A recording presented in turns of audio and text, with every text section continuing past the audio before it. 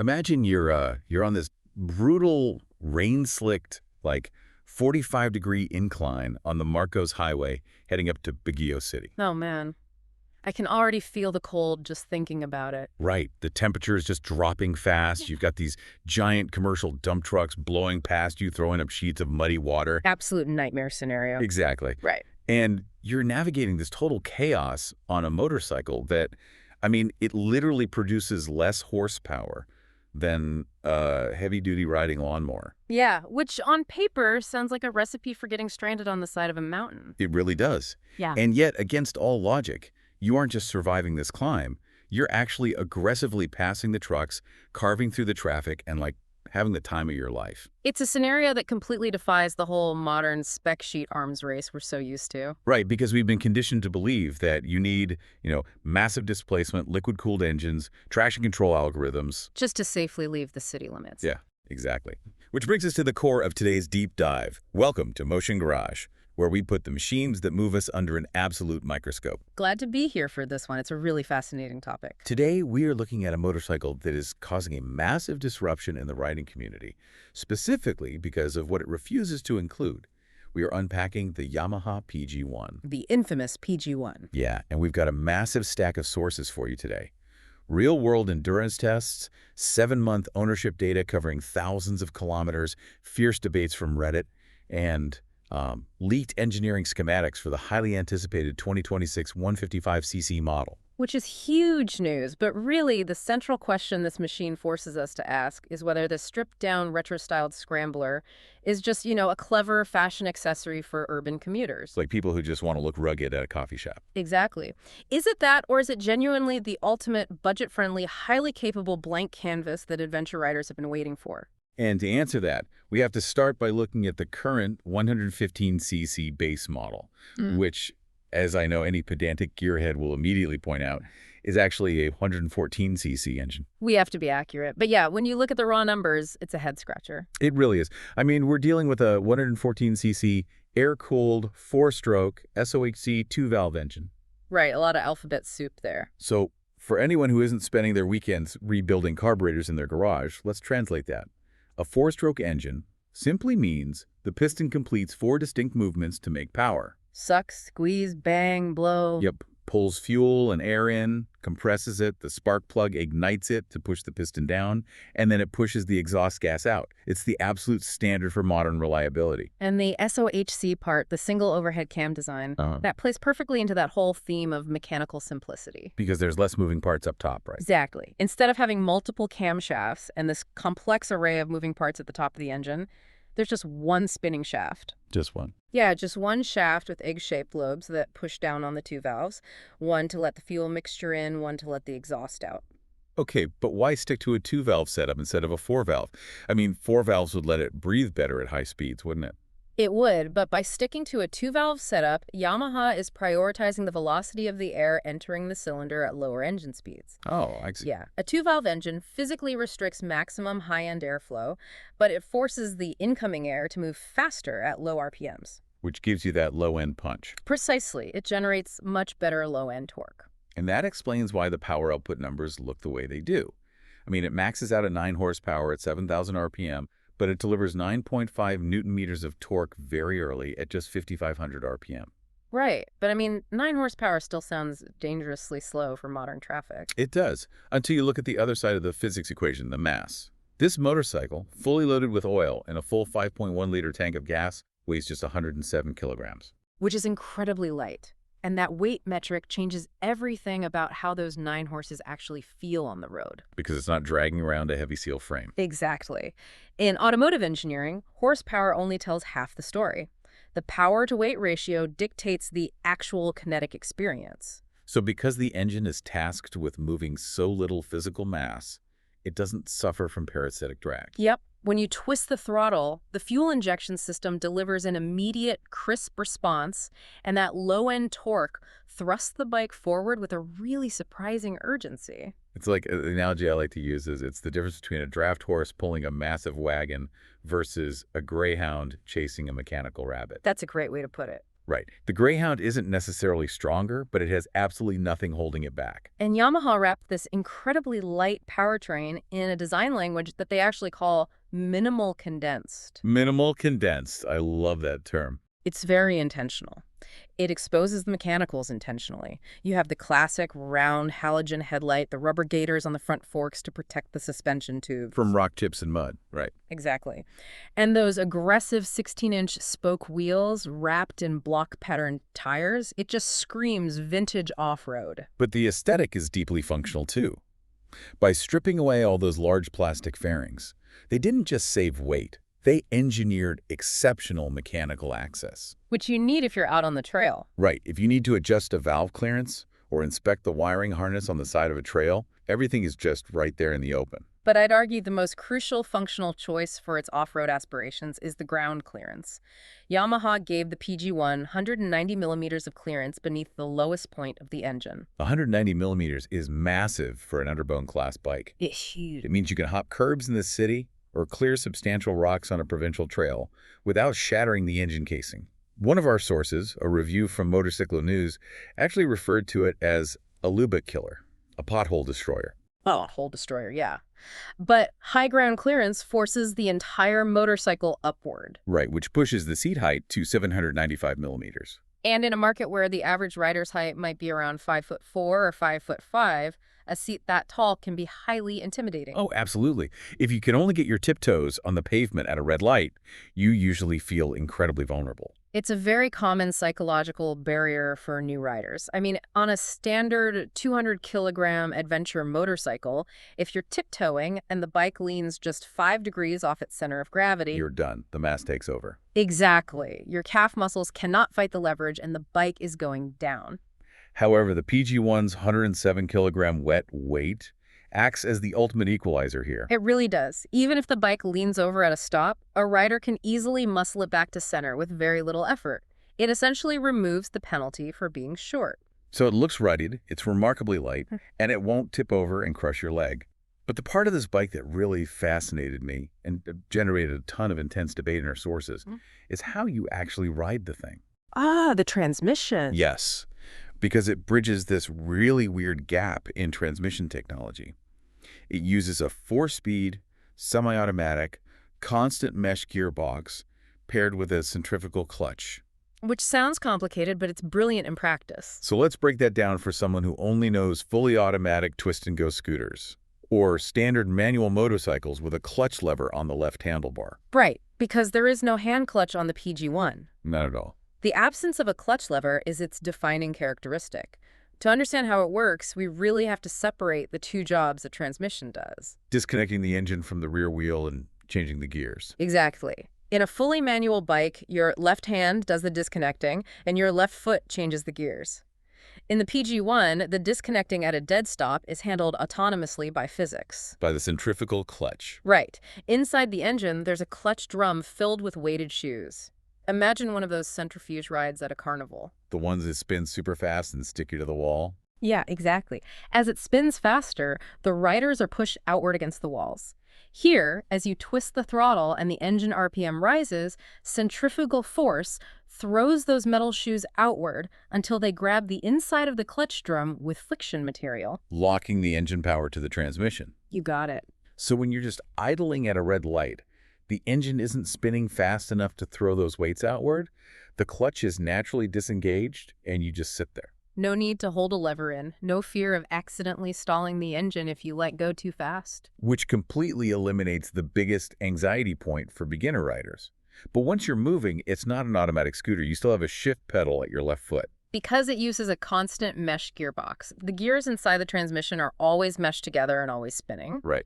When you press the shift pedal, you are moving shift forks that slide interlocking metal rings, often called dog clutches, into the side of the gears to lock them to the output shaft. But to make that shift smoothly, without, grinding the metal dogs to pieces, you have to temporarily cut the power. And since you don't have a hand clutch, Yamaha engineered a mechanical override into the shift pedal itself. This is the part that blows my mind. The physical act of pushing down on the shift pedal activates a secondary mechanical linkage inside the engine casing that forces the clutch plates apart for a fraction of a second. Your foot is literally doing the job of the hand lever. Yes. And because of this mechanical linkage, there's this brilliant loophole that experienced riders are exploiting. I was diving into the RPH motorcycle subreddit, and a user named realisticad5621 was asking a really technical question. About downshifting, I bet. Exactly. If you come from riding manual sport bikes, you're trained to rev match when you downshift. You pull the clutch, blip the throttle to spike the engine speed so it matches the lower gear, and then release the clutch. Right, it prevents the rear tire from locking up or jerking wildly. But they wanted to know how you can possibly rev match on a PG-1 if you don't have a clutch lever. And another user, a Lyride, who has owned the PG-1 for over a year, explained the trick. Oh, the half-press trick. Yeah, you don't just tap the shift pedal to downshift. You press your foot down, and you hold it there. By holding the pedal down, you are holding that secondary mechanical linkage open. The clutch remains fully disengaged for as long as your foot is pressing the lever. Exactly. You create your own manual clutch. Right. So while your foot is holding the pedal down, you quickly twist the throttle to blip the RPMs, and then you smoothly lift your foot off the pedal. And the clutch re-engages at a higher engine speed, seamlessly matching the momentum of the rear wheel in the lower gear. Seamlessly. Unlyride mentioned this is practically mandatory if you are dropping from second gear down to first gear while moving. Otherwise, the engine braking is so aggressive, it'll violently throw your way forward. It really showcases the hidden depth of the machine. I mean, a beginner can just stomp the gears and rely on the robust internal dampening to absorb the shock. But an expert can manipulate the mechanical linkages for buttery, smooth, high-performance downshifts. Which raises a really interesting engineering question regarding Yamaha's market strategy. They already manufacture incredibly refined CVT automatic engines for their scooters, and they make phenomenal manual gearboxes. Right. So why choose this specific semi-automatic middle ground for the PG-1? I think it comes down to the intended environment.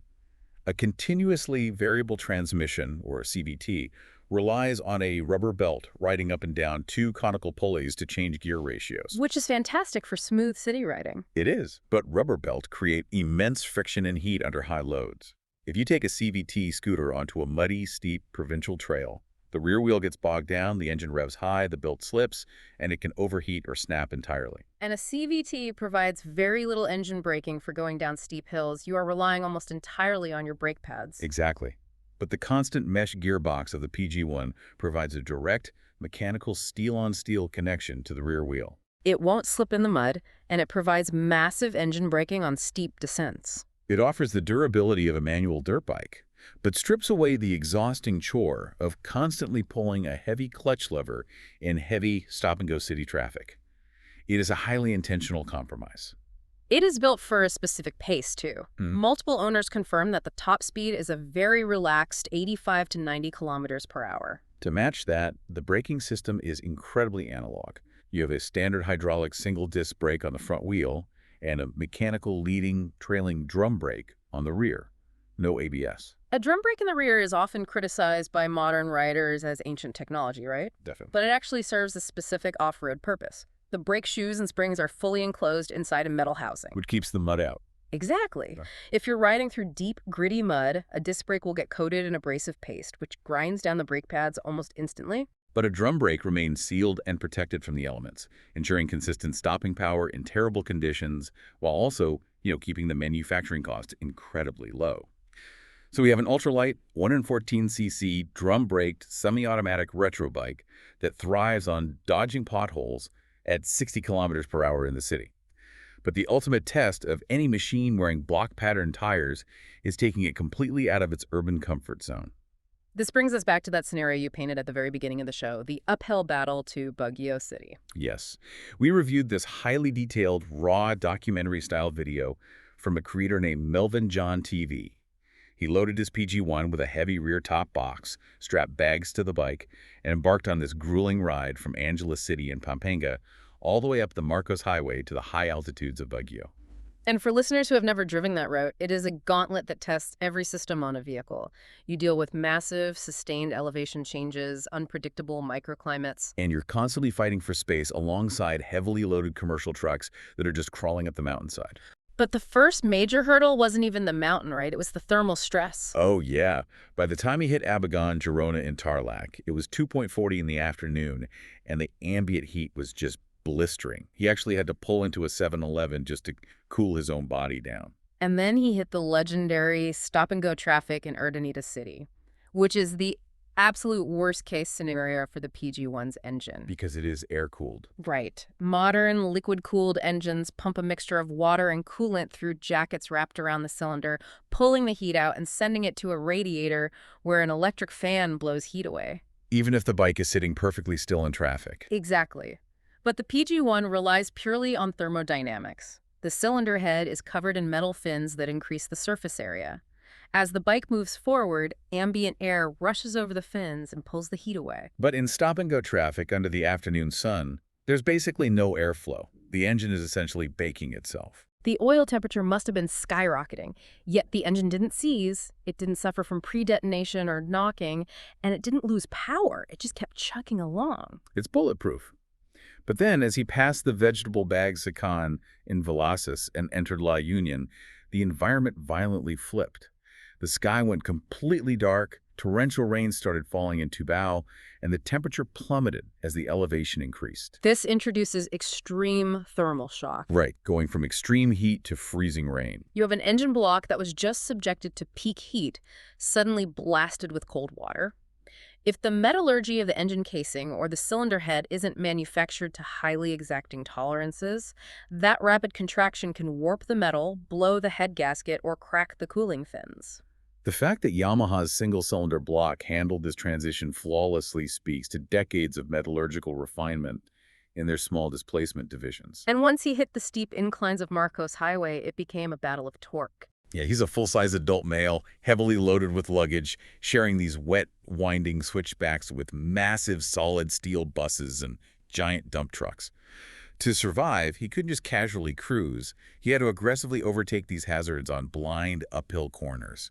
He documented his strategy, repeatedly praising what he called segunda kapangyarihan, the power of second gear. Second gear was the secret weapon. It ties directly back to that peak torque figure we mentioned, 9.5 Newton meters, arriving at 5,500 RPM. A transmission is just a torque multiplier. Right, first gear gets you moving, but runs out of speed. Exactly. First gear provides massive multiplier effect to get you moving from a dead stop, but runs out of speed quickly. Third gear allows for higher speeds, but sacrifices the torque multiplication. So on a steep mountain incline with a heavy load, if he shifted into third gear, the aerodynamic drag and gravity would overcome the engine's output. The RPMs would plunge below 5,500, the engine would bog down, and he would stall. So by holding the transmission in second gear, he effectively locked the engine right in the heart of its power band. The centrifugal clutch is fully expanded and gripping fiercely. The two-valve head is maximizing air velocity, and every ounce of that 9 horsepower is just clawing at the mountain. He wrung the throttle out entirely, and because of the wide, upright scrambler handlebars, he had the leverage to violently flick the bike into the corners and carve around the crawling trucks. But here's the detail from this journey that completely broke my understanding of mechanical efficiency. He finally reaches Baguio City at night. It's freezing, his hands are numb, and he pulls into a Petron gas station. His trip odometer reads exactly 410 kilometers since he last fueled up in Pampanga. Okay. He takes the pump and fills the 5.1-liter underseat tank until it is brimming at the top. Now, given that he spent hours holding the engine at high RPMs in second gear under a heavy load scenario that normally dumps raw fuel through an engine just to keep it from overheating, the consumption should have been catastrophic. He squeezed exactly 4.08 liters of unleaded gasoline into the tank. Wait. 4.08 liters for 410 kilometers of riding. That is staggering. It is over 100 kilometers per liter on that specific tank. Now, to be fair, our other source, DEC Studio, monitors their daily city commuting and averages a much more grounded 52 to 56 kilometers per liter. Which is still great. Yeah, but even on the worst possible day, this proves that the electronic fuel injection system is an absolute masterpiece of mapping. Instead of a carburetor mechanically dumping fuel based on vacuum pressure, the EFI system is constantly reading oxygen sensors, throttle position, and intake temperature.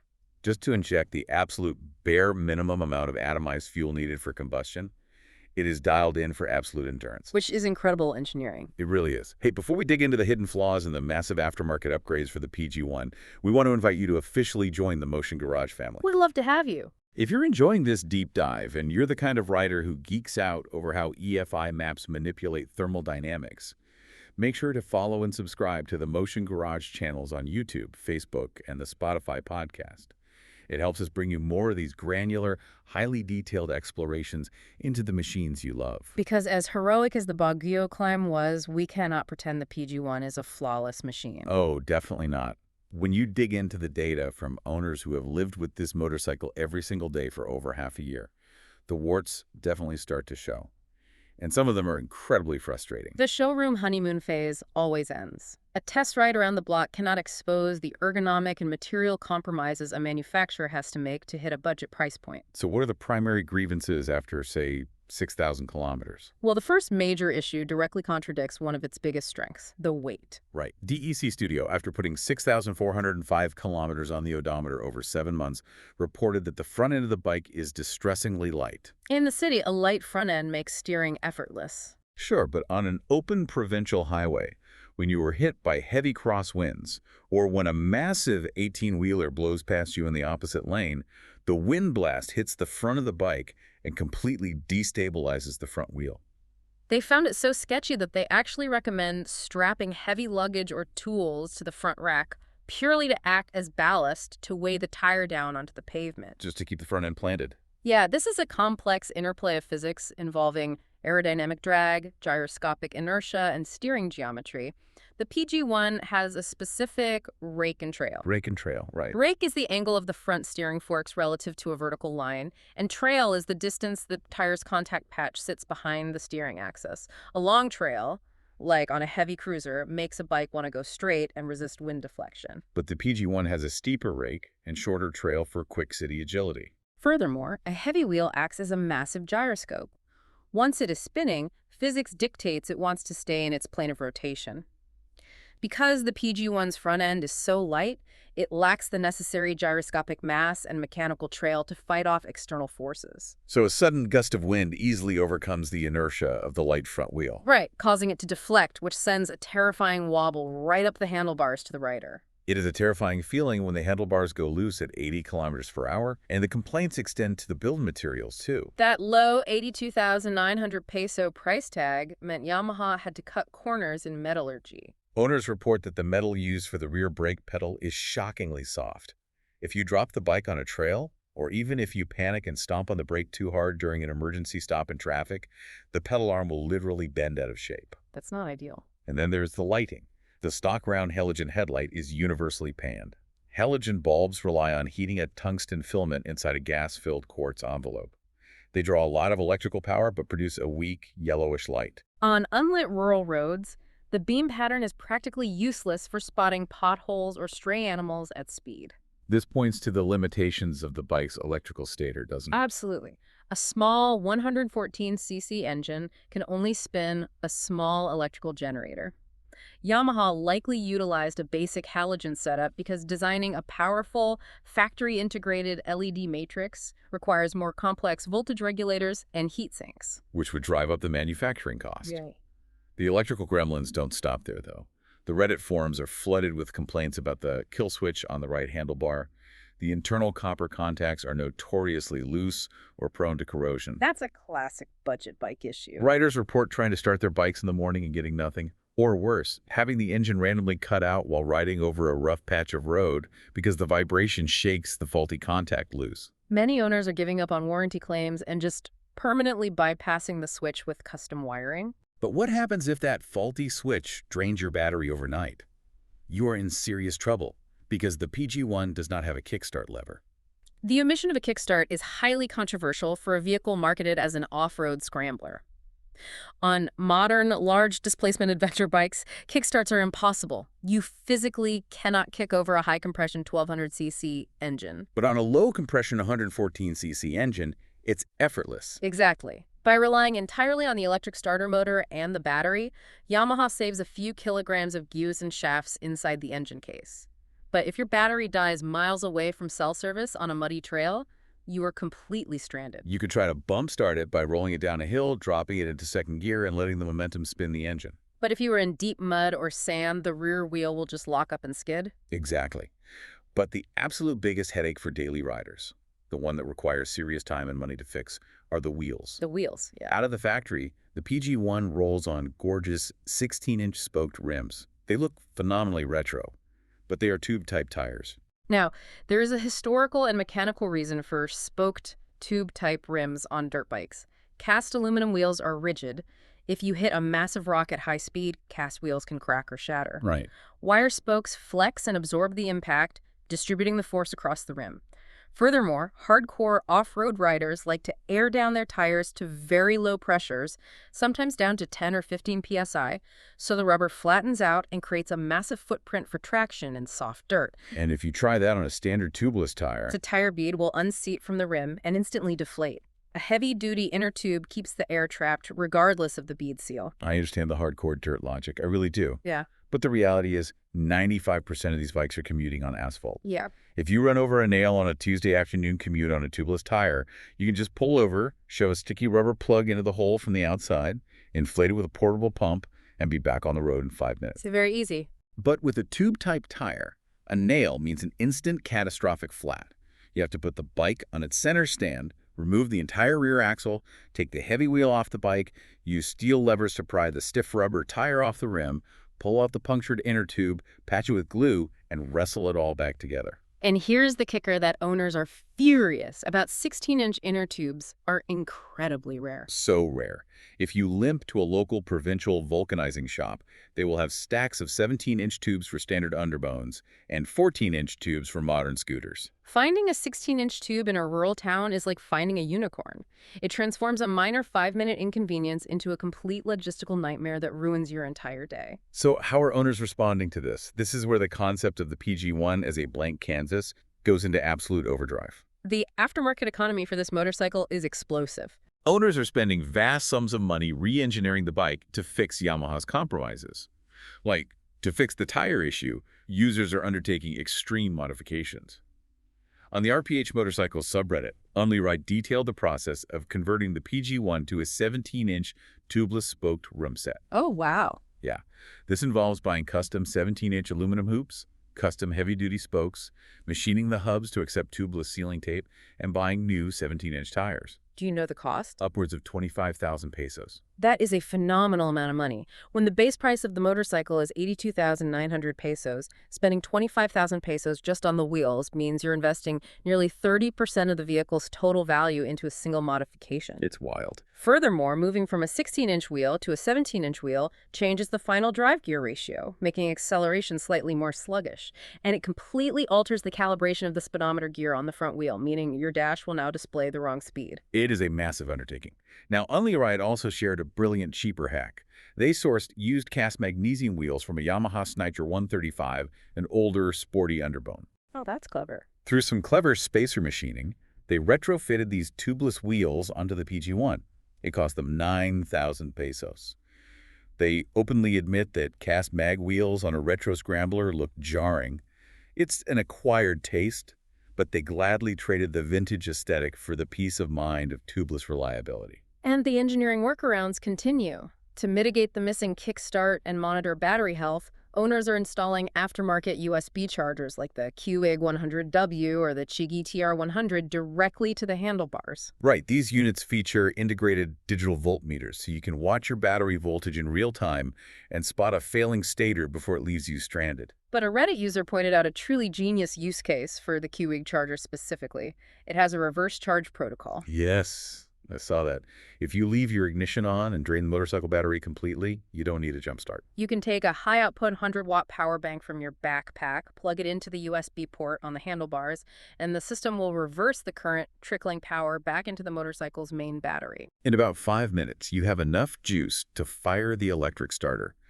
That is an incredibly resourceful, modern solution to an age-old mechanical problem. It really is. It replaces the mechanical redundancy of a kickstart with a digital electrical redundancy. I love the ingenuity. But then you have owners who are going purely for high-end performance flexing.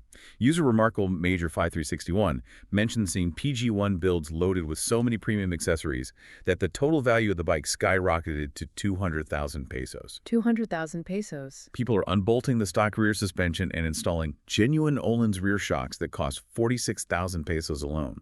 For context, Öhlins is the gold standard of motorcycle suspension, normally found on $25,000 Ducati superbikes. Well, the mechanical difference is profound. The stock rear shocks on the PG-1 are likely basic emulsion shocks, where the damping oil and nitrogen gas are mixed together in the same tube. Which causes foaming, right? Exactly. When you ride hard over rough corrugations, the rapid movement whips the oil and gas into a foam, which destroys the hydraulic damping effect.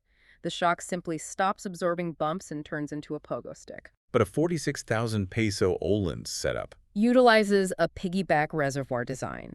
A solid floating piston completely separates the high-pressure gas from the damping oil. No matter how violently the shock compresses, the oil cannot cavitate or foam. It provides absolute fade-free control and allows for microscopic adjustments to compression and rebound damping. I understand the physics of why Öhlins is better. I really do.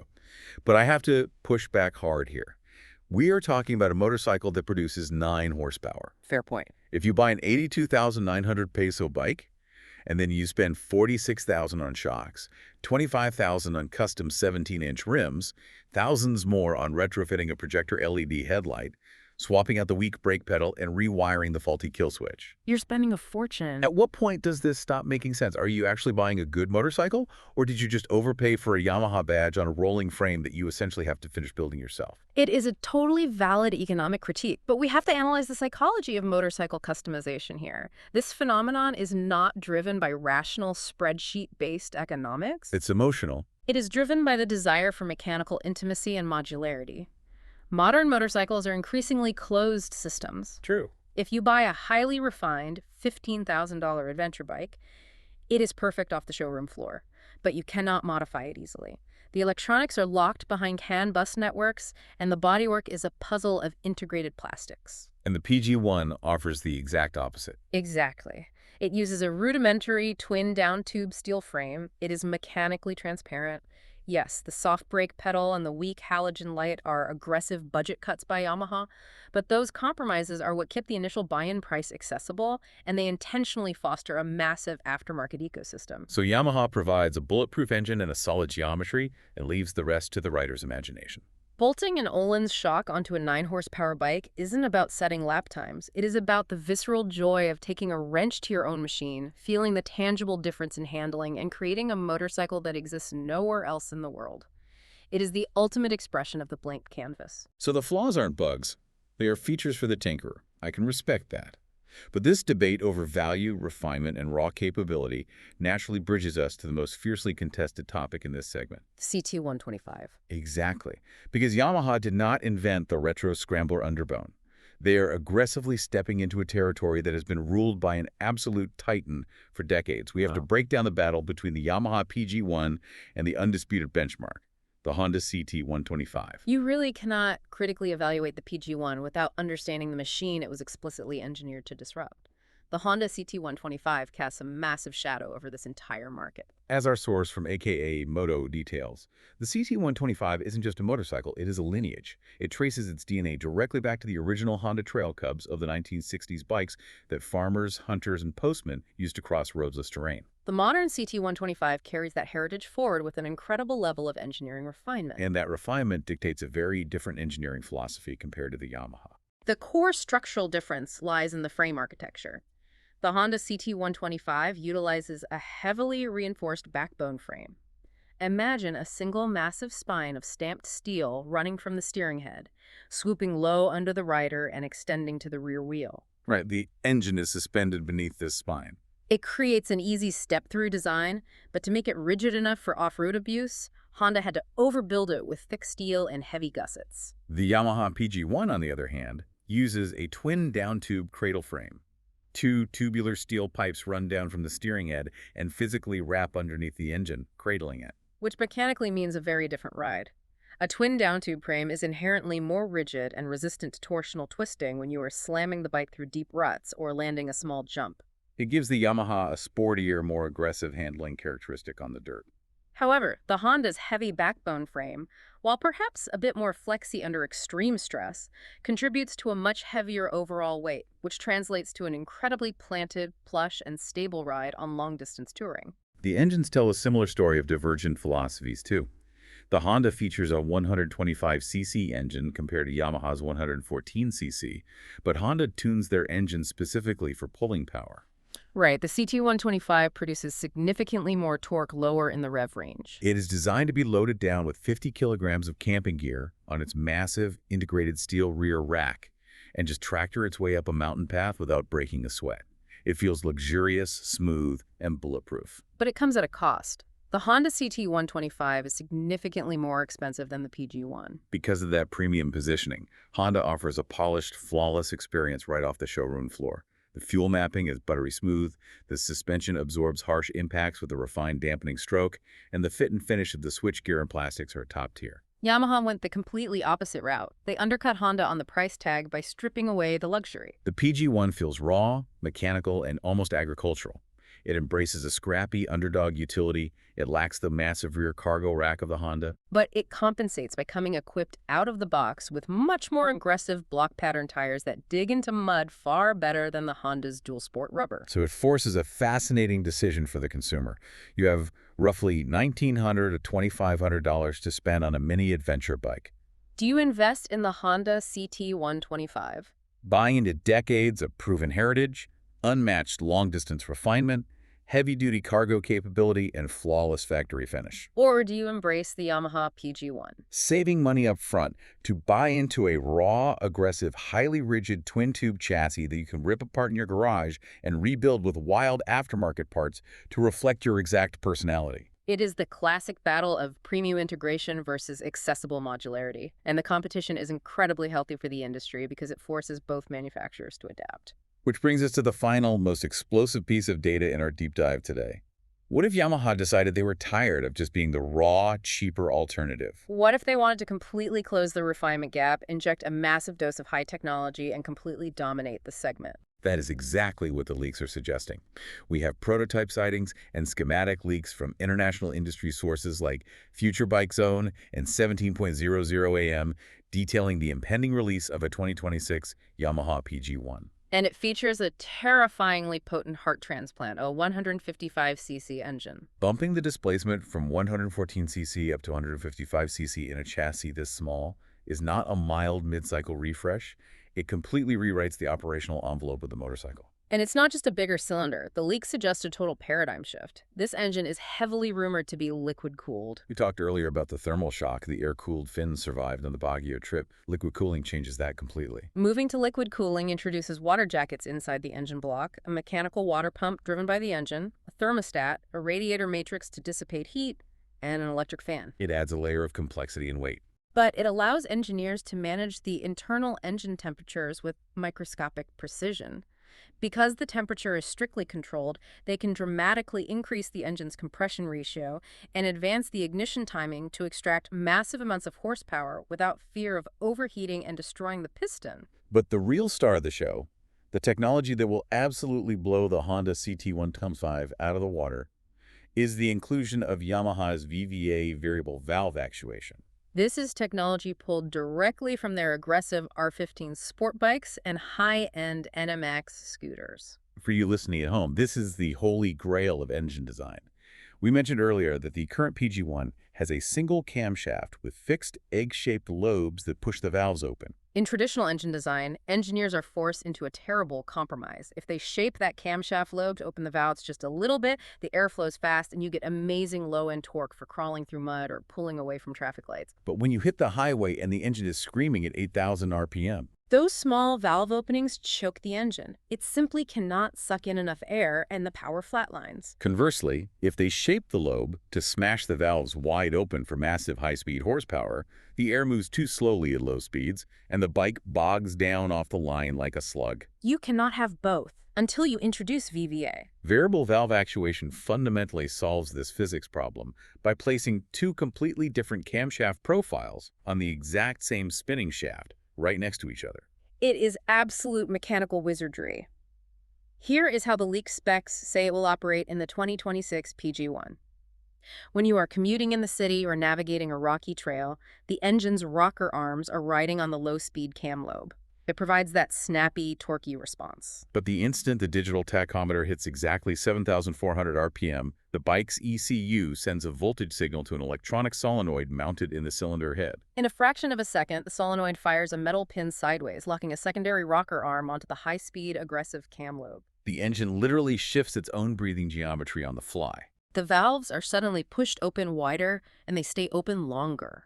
Right at the moment a standard engine would begin to suffocate and lose power, the VVA system floods the cylinder with a massive gulp of air and fuel, generating a violent secondary surge of horsepower that carries the bike all the way to its red line. It transforms the personality of the motorcycle entirely. It goes from being that chill 85 km/h pothole killer into a genuinely aggressive, small displacement highway cruiser.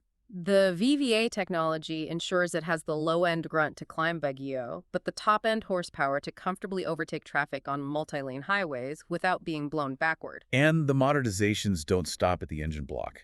Yamaha is apparently systematically targeting every single complaint on the Reddit forums. The 2026 model will reportedly ditch the analog dials for a fully digital LCD display. It will come standard from the factory with a USB charging port, completely eliminating the need to splice aftermarket Q-Wig chargers into your wiring harness. It will finally feature full LED lighting arrays, solving the dangerous halogen visibility issue. But the biggest upgrade regarding safety is the inclusion of front ABS anti-lock braking system. The transition from a mechanical drum brake and a basic hydraulic disc to an ABS-equipped system is monumental. Absolutely life-saving. ABS utilizes a magnetic wheel speed sensor mounted to the front rim. If you panic and grab a handful of front brake on a wet, oily city street, the sensor detects that the front wheel has stopped spinning while the bike is still moving forward, a lockup that almost guarantees a crash. Within milliseconds, the ABS computer commands a hydraulic pump to rapidly pulse the brake pressure, squeezing and releasing the caliper dozens of times per second. This keeps the tire on the threshold of traction, allowing the rider to maintain steering control while executing a maximum performance emergency stop. And yet, despite the bigger 155cc engine, the heavy liquid cooling system, and the electronics, leaks suggest the fuel efficiency remains incredibly impressive, supposedly holding at 45 to 50 kilometers per liter. That is almost entirely thanks to the VVA tech optimizing the fuel burn across the entire rev range. The physical weight does increase slightly, moving from that featherweight 107 kilos up to around 122 kilograms. Which is still incredibly manageable for beginner riders, but that extra 15 kilograms of mass might actually solve the terrifying front-end crosswind instability we discussed earlier. Oh, because of the extra weight up front. Exactly.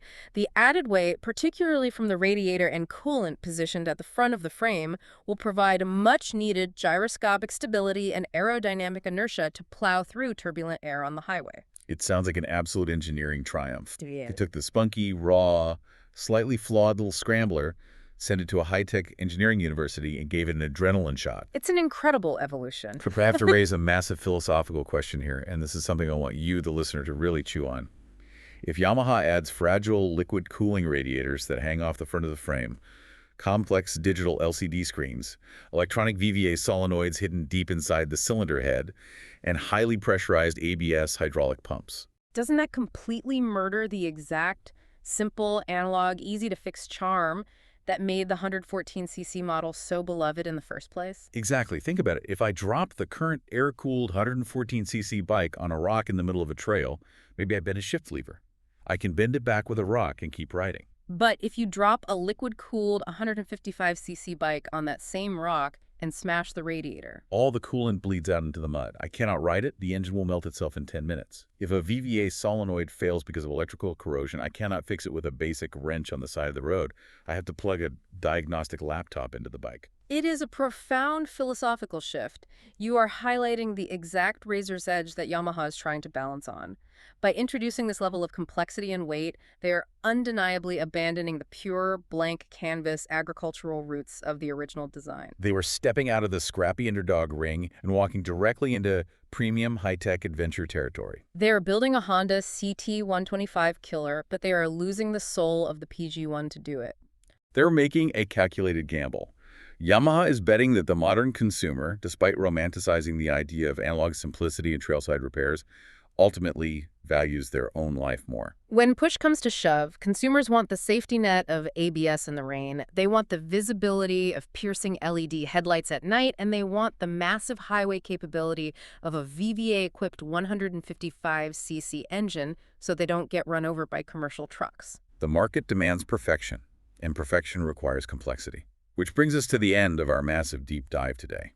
Let's look at the incredible arc we've covered. We started with the current 114cc base model, a machine defined by its incredible 107-kilo lightness and that fascinating rule-bending semi-automatic gearbox that thrives in the chaos of city traffic. We analyzed its heroic thermal endurance, watching it survive the blistering heat of Tarlac and the freezing steep inclines of the Marcos Highway up to Baguio, operating in second gear the whole way and sipping an impossible 4.08 liters of fuel. We didn't shy away from its brutal flaws, the sketchy crosswind aerodynamics, the cost-cutting soft metals, and the logistical nightmare of 16-inch tube tires on a Tuesday commute. But we also saw how those flaws birth a rabid, wildly creative aftermarket community willing to drop 46,000 pesos on Olin suspension just to perfect their blank canvas. We contrasted its raw, twin down-tube utility against the refined, heavy-duty backbone heritage of the Honda CT125. And finally, we peered into the leaked blueprints of the 2026 model, marveling at the mechanical wizardry of variable valve actuation and the safety of ABS, while questioning what that high-tech evolution costs in terms of sheer analog joy. It is an incredible evolution of a single vehicle nameplate. Examining this transition from the 114cc to the 155cc leaves us with a much broader, almost existential implication regarding the future of the internal combustion engine to consider. As global emission regulations become increasingly draconian, and as consumer expectations for safety and speed force manufacturers to integrate ABS, liquid cooling, and complex electronic valve timing into even the smallest, cheapest displacement commuter bikes, we have to ask, are we currently witnessing the final dying days of the truly analog, mechanically comprehensible motorcycle? Will the generation of riders born 20 years from now even understand the physics of a carburetor, or know how to adjust a valve clearance with a feeler gauge, or fix a broken machine on the side of a dirt trail with nothing but a basic wrench, a patch kit, and sheer willpower? Or are we entering an era where every single motorcycle, regardless of its size or retro aesthetic, is fundamentally a sealed black box that requires a proprietary diagnostic laptop just to read a check engine light? That is a deeply heavy thought to end on.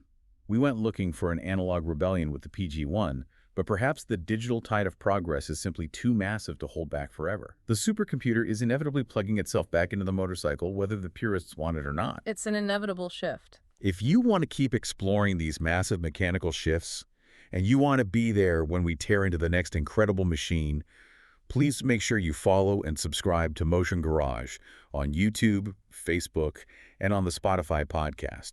We build these deep dives for you, the riders, the tinkerers, and the dreamers who want to know exactly how the world works underneath the pharynx. Thanks for listening. Thank you for spending your time in the garage with us today. Keep the rubber side down, and we will see you on the next ride.